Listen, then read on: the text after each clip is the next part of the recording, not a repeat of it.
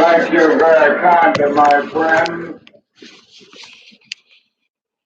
As I listen to Ralph Abernathy and his eloquent and generous introduction, and then thought about myself, I wondered who he was talking about.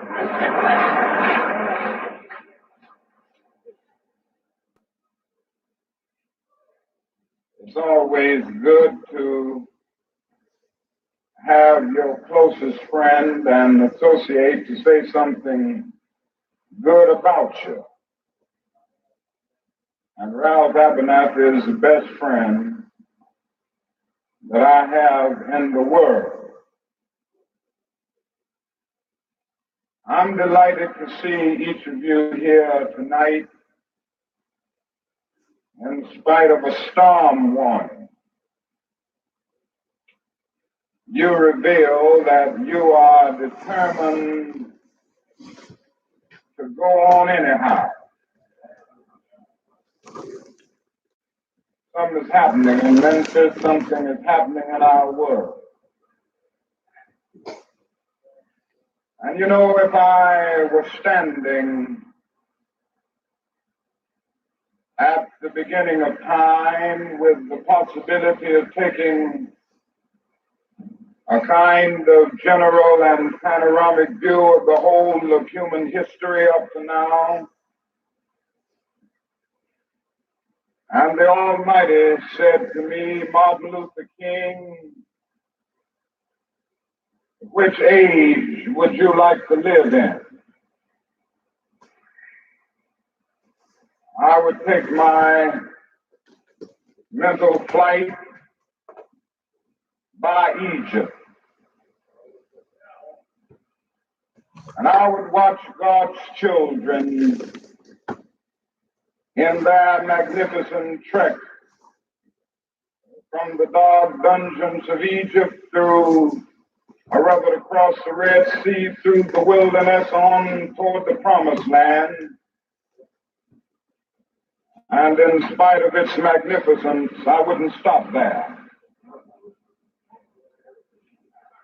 I would move on by Greece and take my mind to Mount Olympus.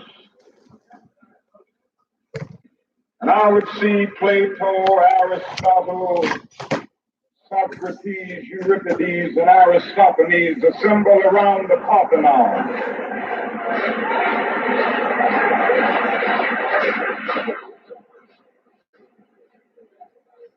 And I would watch them around the Parthenon as they discussed the great and eternal issues of reality, but I wouldn't stop there.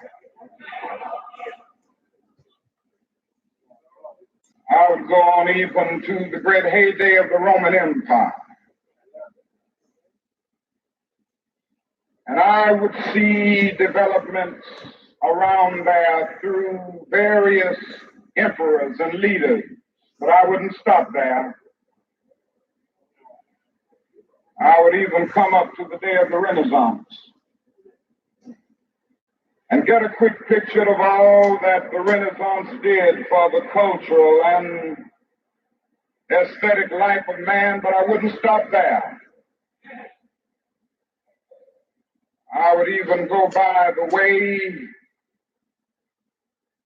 that the man for whom I'm named had his habitat.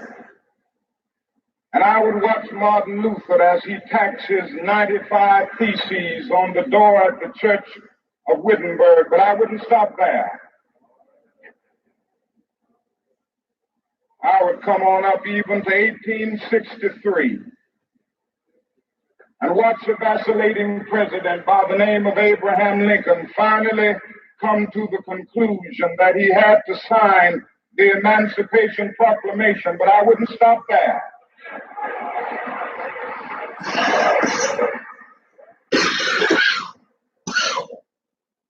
I would even come up to the early 30s and see a man grappling with the problems of the bankruptcy of his nation. Come with an eloquent cry that We have nothing to fear but fear itself. But I wouldn't stop there. Strangely enough, I would turn to the Almighty and say, if you allow me to live just a few years in the second half of the 20th century, I will be happy.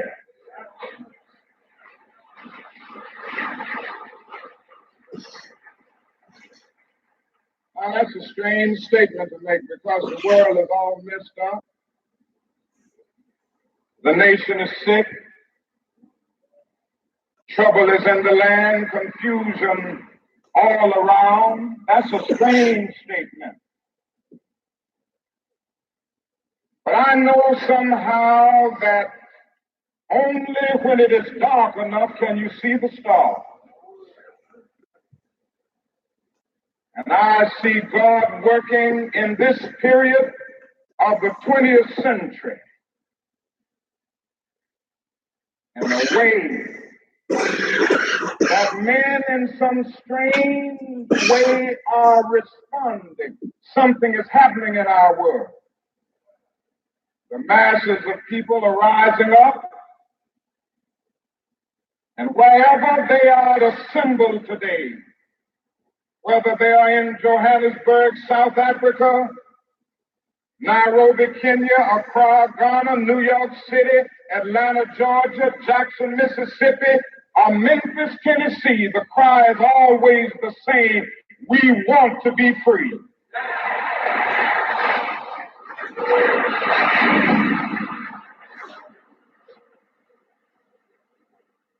Another reason that I'm happy to live in this period is that we have been forced to a point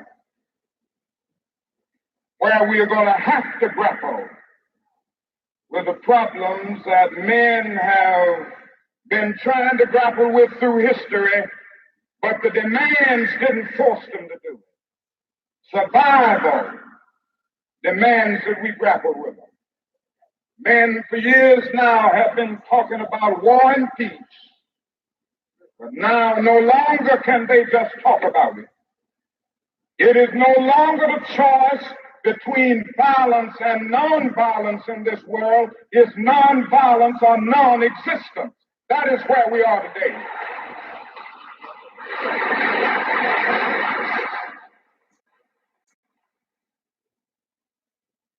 Also in the human rights revolution,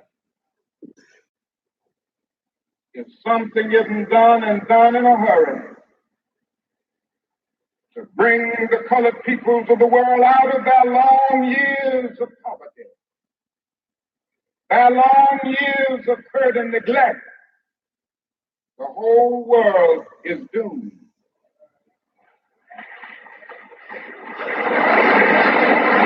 Now, I'm just happy that God has allowed me to live in this period to see what is unfolding. And I'm happy that He's allowed me to be in Memphis. I can remember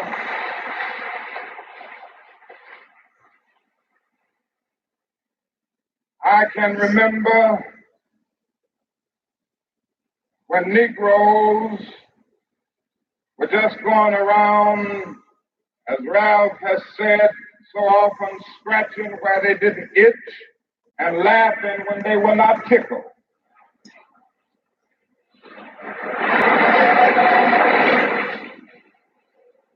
But that day is all over.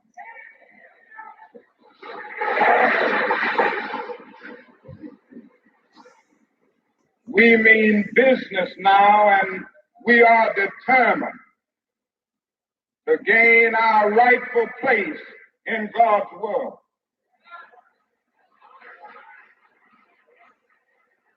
And that's all this whole thing is about. We aren't engaged in any negative protest and in any negative arguments with anybody. We are saying that we are determined to be men. We are determined to be people. We are saying We are saying that we are God's children. And that we are God's children, we don't have to live like we are forced to live. Now, what does all of this mean in this great period of history? It means that we've got to stay together. We've got to stay together and maintain unity. You know, whenever Pharaoh wanted to prolong the period of slavery in Egypt, he had a favorite formula for doing it. What was that? He kept the slaves fighting among themselves.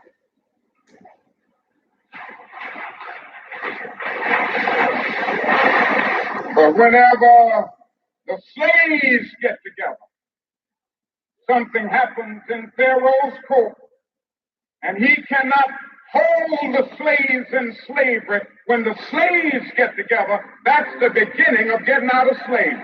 Amen. Yes, Jesus. Now let us maintain unity. Secondly, Peace, Jesus, peace. Let us keep the issues where they are. The issue is injustice. The issue is the refusal of Memphis to be fair and honest in its dealings with its public servants who happen to be sanitation workers.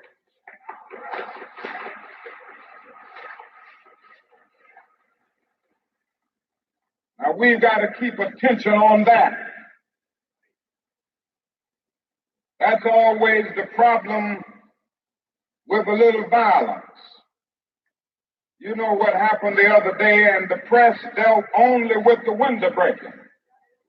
I read the article. They very seldom got around to mentioning the fact that 1,300 sanitation workers are on strike, and that Memphis is not being fair to them, and that Mayor Loeb is in dire need of a doctor. They didn't get around to that.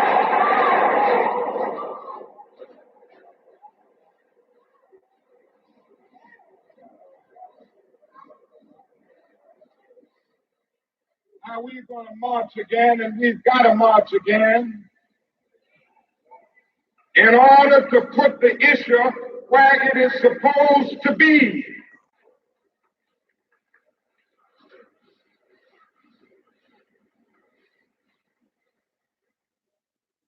Force everybody to see that there are 1,300 of God's children here suffering, sometimes going hungry, going through dark and dreary nights, wondering how this thing is going to come out. That's the issue. We've got to say to the nation, we know how it's coming out. But when people get caught up with that which is right and they are willing to sacrifice for it, there is no stopping point short of victory.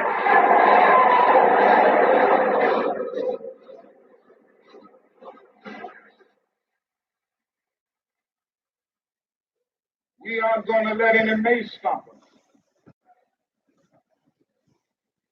We are masters in our nonviolent movement in disarming police forces. They don't know what to do.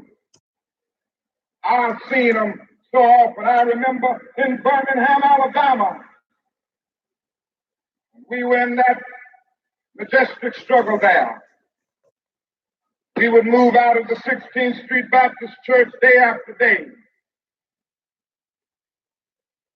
By the hundreds, we would move out. And Bull Connor would tell them to send the dogs forth. And they did come. But we just went before the dogs singing, ain't gonna let nobody turn me around. Amen. Nobody gonna turn me around. Bull Connor next would say, turn the fire hoses on. Good God Almighty. As I said to you the other night, Bull Connor didn't know history. He knew a kind of physics that somehow didn't relate to the trans physics that we knew about. That was the fact that there was a certain kind of fire that no water could put out.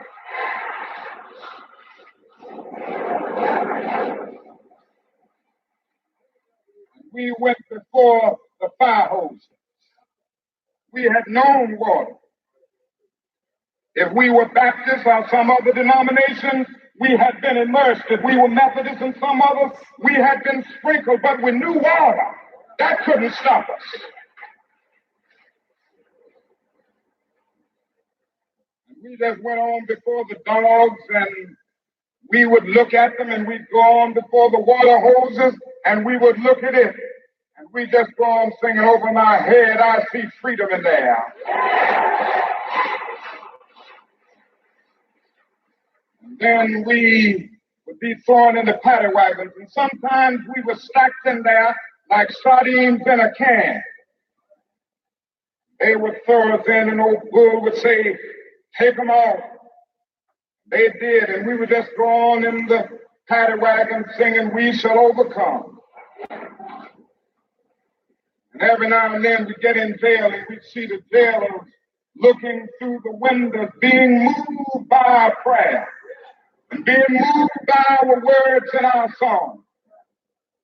There was a power there which Bull Palmer couldn't adjust to. And so we ended up transforming Bull into a steer, and we won our struggle in Birmingham.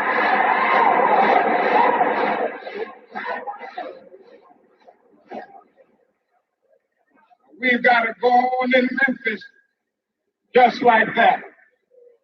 I call upon you to be with us when we go out Monday. Now about injunction. We have an injunction, and we're going into court tomorrow morning to fight this illegal, unconstitutional injunction. All we say to America is be true to what you said on paper.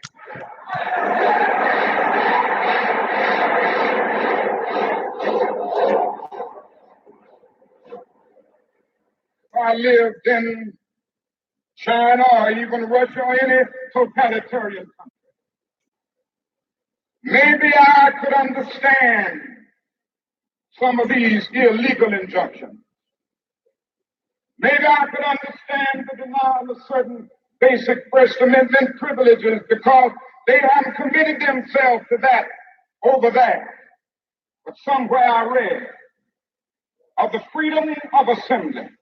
Somewhere I read of the freedom of speech. Somewhere I read of the freedom of press. Somewhere I read that the greatness of America is the right to protest for rights.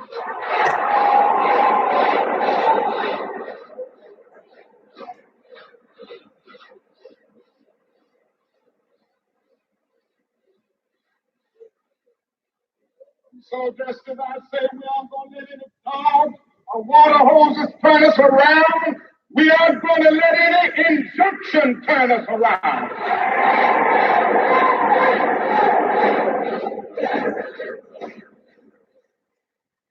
We are going on.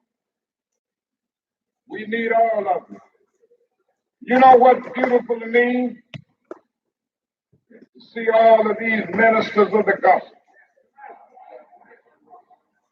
It's a marvelous picture. Who is it that is supposed to articulate the longings and aspirations of the people more than the preacher? Somehow the preacher must have a kind of fire shut up in his bones.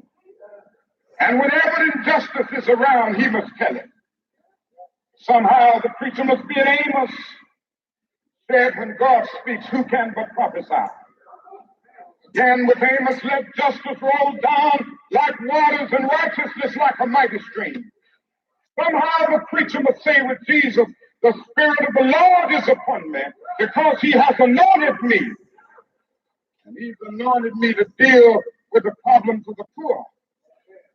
And I want to commend the preacher under the leadership of these noble men, James Lawson, one who has been in this struggle for many years. He's been to jail for struggling. He's been kicked out of Vanderbilt University for this struggling, but he's still going on fighting for the rights of his people.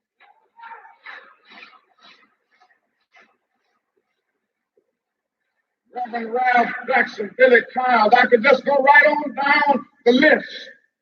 Time will not permit, but I want to thank all of them. And I want you to thank them. Because so often preachers aren't concerned about anything but themselves.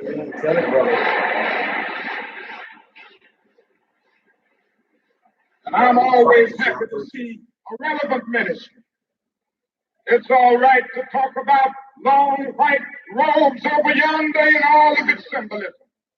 But ultimately, people want some suits and dresses and shoes to wear down here.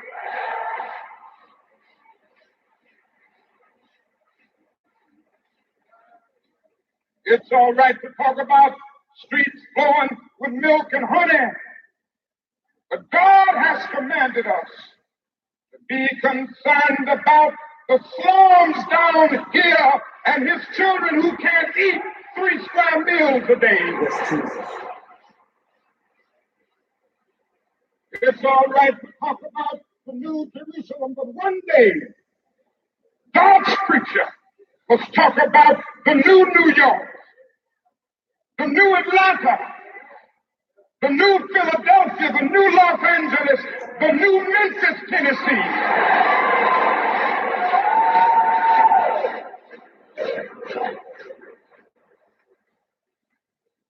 This is what we have to do. Now, the other thing we'll have to do is this. Always anchor our external direct action with the power of economic withdrawal. Now, we are poor people. Individually, we are poor when you compare us with white society in America. We are poor. Never stop. Forget that collectively, that means all of us together, collectively we are richer than all the nations in the world with the exception of 9. Did you ever think about that? After you leave the United States, Soviet Russia, Great Britain, West Germany, France, I can name others, the American Negro collectively is richer than most nations of the world. We have an annual income of more than $30 billion a year, which is more than all of the exports of the United States and more than the national budget of Canada. Did you know that? That's power right there if we know how to prove it.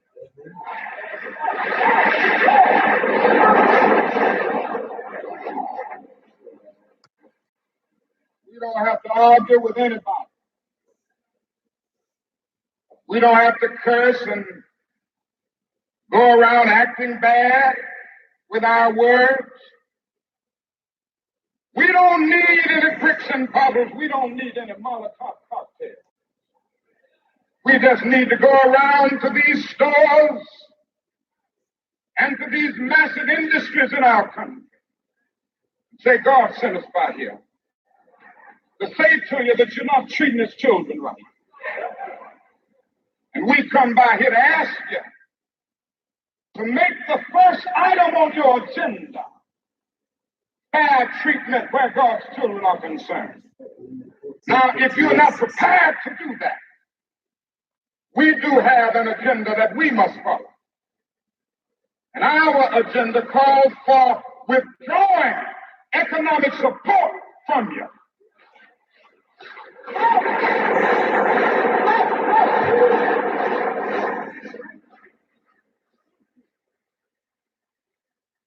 So as a result of this, we're asking you tonight Go out and tell your neighbors not to buy Coca-Cola in Memphis.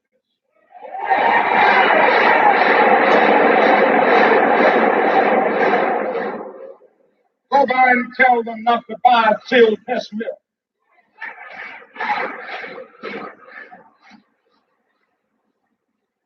Tell them not to buy, what is all the bread? Wonder Bread. Wonder Bread. And what is all the bread from the Jesse? Something. Tell them not to buy hard bread.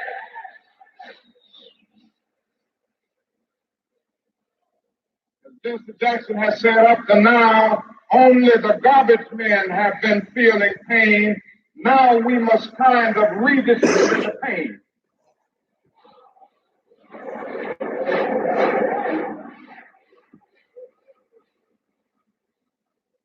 We are choosing these companies because they have been fair in their hiring policies. And we are choosing them because they can begin the process of saying they are going to support the needs and the rights of these men who are on strike. And then they can move on downtown and tell Mayor Loeb to do what is right.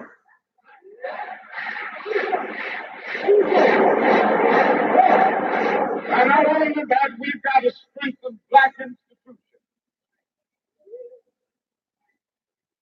I call upon you to take your money out of the banks downtown and deposit your money in Tri-State Bank.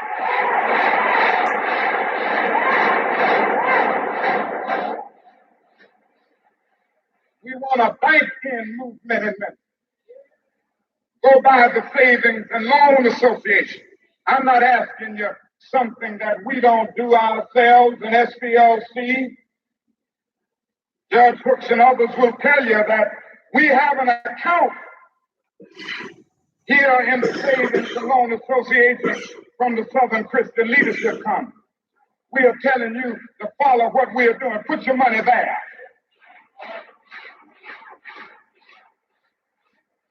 You have 6 or 7 black insurance companies here in the city of Memphis.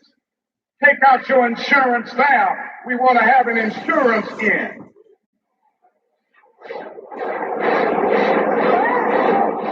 Now, these are some practical things that we can do. We begin the process of building a great economic base. And at the same time, we are putting pressure where it really hurts. I ask you to follow through here. Now let me say as I move to my conclusion that we've got to give ourselves to this struggle until the end. Nothing would be more tragic than to stop at this point in Memphis. We've got to see it through.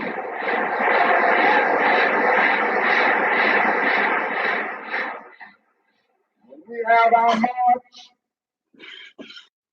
you need to be there. If it means leaving work, if it means leaving school, be there.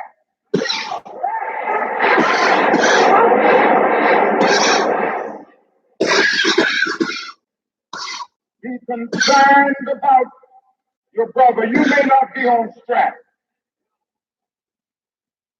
but either we go up together or we go down together.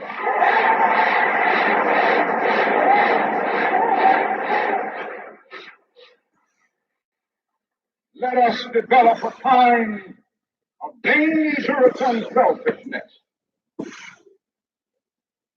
One day a man came to Jesus. He wanted to raise some questions about some vital matters of life. At once he wanted to trick Jesus and show him that he knew a little more than Jesus knew and throw him off base. Now that question could have easily ended up in a philosophical and theological debate. But Jesus immediately pulled that question from midair and placed it on a dangerous curve between Jerusalem and Jericho. He talked about a certain man who fell among thieves. You remember that a Levite, the priest passed by on the other side. They didn't stop to help him. Finally, a man of another race came by. He got down from his beast, decided not to be compassionate by proxy, but he got down with him, administered first aid, and helped the man in need. Jesus ended up saying this was the good man, this was the great man, because he had the capacity to project the eye into the barn, to be concerned about his brother. Now, you know, we use our imagination a great deal to try to determine why the priest and the Levite didn't stop. At times we say they were busy going to a church meeting, an ecclesiastical gathering, and they had to get on down to Jerusalem so they wouldn't be late for their meeting. At other times, we would speculate that there was a religious law that one who was engaged in religious ceremonials was not to touch a human body 24 hours before the ceremony. And every now and then we began to wonder whether maybe they were not going down to Jerusalem, down to Jericho, rather, to organize a Jericho Road Improvement Association. That's a possibility. Maybe they felt that it was better to deal with the problem from the causal root rather than to get bogged down with an individual effect. I'm going to tell you what my imagination tells me. It's possible that those men were afraid. You see, the Jericho Road is a dangerous road. I remember when Mrs. King and I were first in Jerusalem. We rented a car and drove from Jerusalem down to Jericho. As soon as we got on that road, I said to my wife, I can see why Jesus used this as the setting for his parable. It's a winding, meandering road. It's really conducive for ambushing. You start out in Jerusalem, which is about 1,200 miles, or rather 1,200 feet above sea level. And by the time you get down to Jericho, 15 or 20 minutes later, you're about 2,200 feet below sea level. That's a dangerous road. In the days of Jesus, it came to be known as the bloody path. You know, it's possible that the priest and the Levite looked over that man on the ground and wondered if the robbers were still around. Or it's possible that they felt that the man on the ground was merely faking. And he was acting like he had been robbed and hurt in order to seize them over there, lure them there for quick and easy seizure. And so the first question that the priest asked, the first question that the Levite asked was, if I stop to help this man, what will happen to me? But then the Good Samaritan came by, and he reversed the question. If I do not stop to help this man, what will happen to him? That's the question before you tonight. Not if I stop to help the sanitation workers, what will happen to my job? Not if I stop to help the sanitation workers, what will happen to all of the hours that I usually spend in my office every day and every week as a pastor? The question is not if I stop to help this man in need, what will happen to me? The question is, if I do not stop to help the sanitation workers, what will happen to them? That's the question.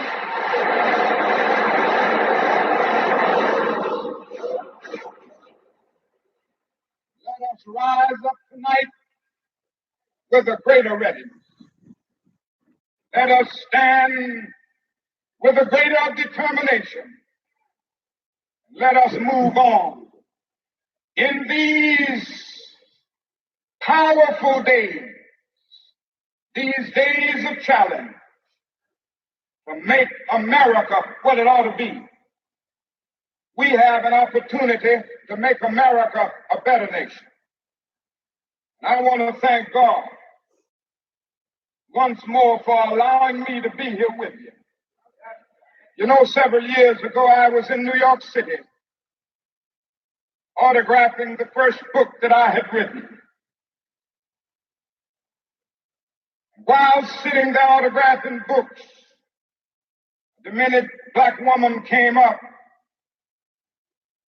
the only question I heard from her was, "You, Martin Luther King?" And I was looking down writing, and I said, "Yes." The next minute, I felt something beating on my chest. Before I knew it, I had been stabbed up by this demented woman. I was rushed to Harlem Hospital. It was a dark Saturday afternoon.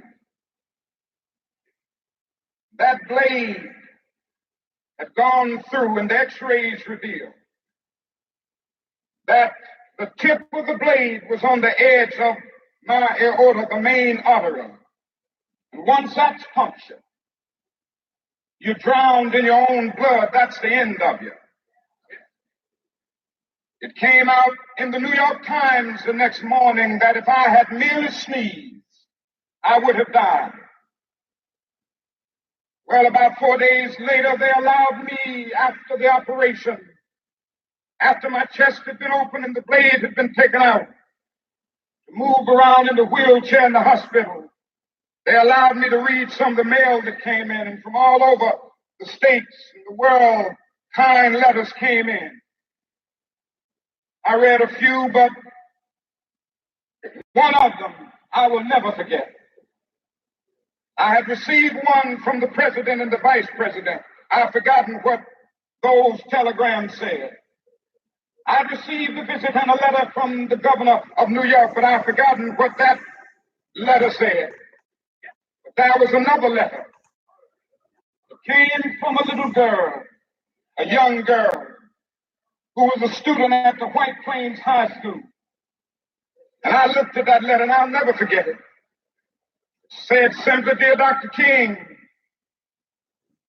I am a 9th grade student at the White Plains High School." She said, "While it should not matter, I would like to mention that I'm a white girl. I read in the paper of your misfortune and of your suffering. And I read that if you had sneezed, you would have died. I'm simply writing you to say that I'm so happy that you didn't sneeze. And I want to say tonight,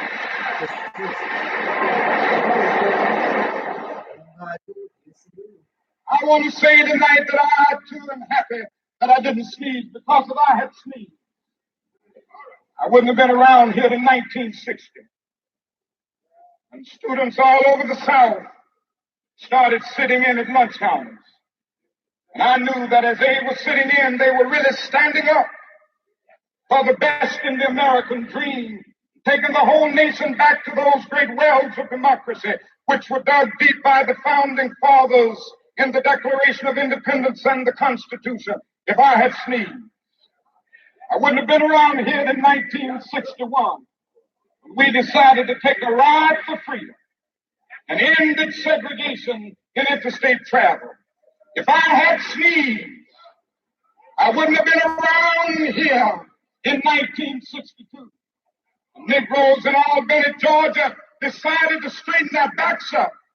And whenever men and women straighten their backs up, they are going somewhere, because a man can't ride your back unless it is bent. If I had sneezed, hallelujah. I had sneezed, I would have been here in 1963. Black people of Birmingham, Alabama, aroused the conscience of this nation, brought into being the Civil Rights Bill, if I had sneezed. I wouldn't have had a chance later that year in August to try to tell America about a dream that I had had if I had sneezed. I wouldn't have been down in Selma, Alabama to see the great movement there if I had sneezed.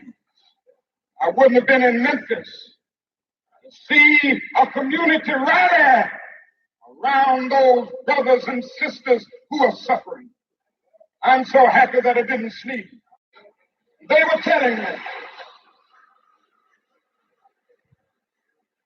Now it doesn't matter now. It really doesn't matter what happens now.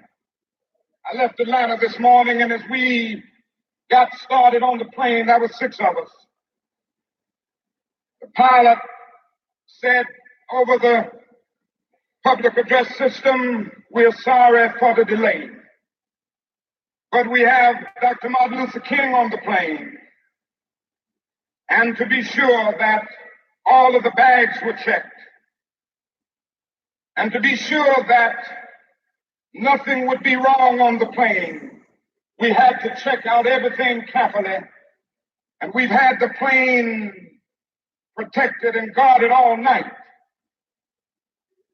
And then I got into Memphis,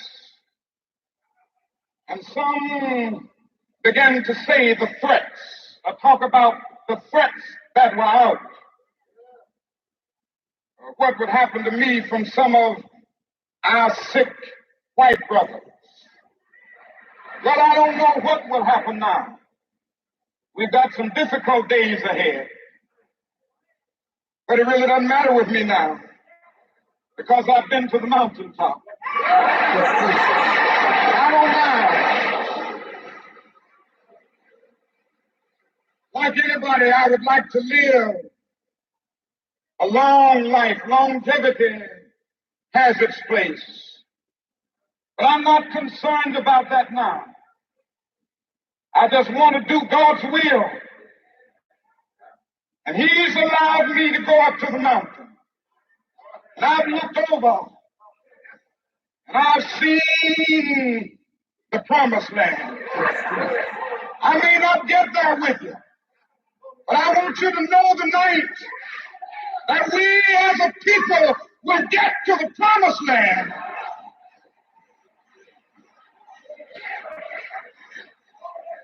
So I'm happy tonight. I'm not worried about anything. I'm not fearing any man. Not I.